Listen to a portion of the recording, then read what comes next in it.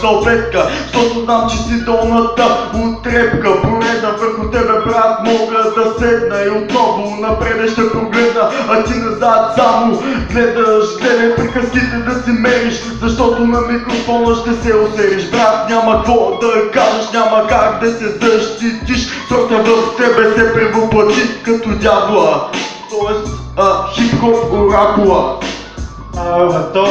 Това ли ти е мизата? Излязъл си на баталист на дядо ти ризата.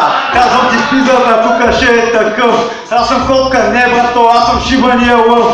Хапете, разкъсвам те, насякъде те плюя. Да ти кажа малчо, за теб ми е през хуя. Бия те налягане, настава някакво слагане. Като те гледам какво правиш, май само се излагаме.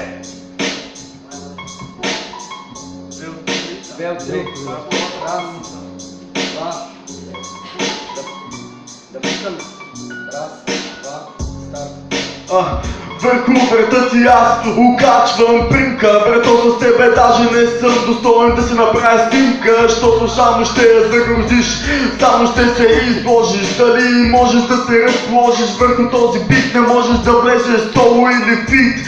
Ти си поредният пак, за който аз съм правилният знак в хип-хопа. Аз съм мустанка, ти ще си бания смарт, малката количка, която през лятото по центъра виждам в поличка. Бягай, батка, трябва настъпа на жабо. Пита ли да дойдеш тука, може ли, бабо? Защото си слаб мерак, нямаш никакъв. Ти бяха лутит си плитък пръв, ще бъда дръв си.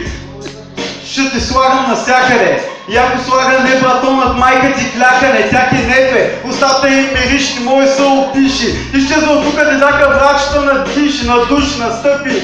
Стига бе пъпи, ще ти покажа как се прави шамари във врата ти.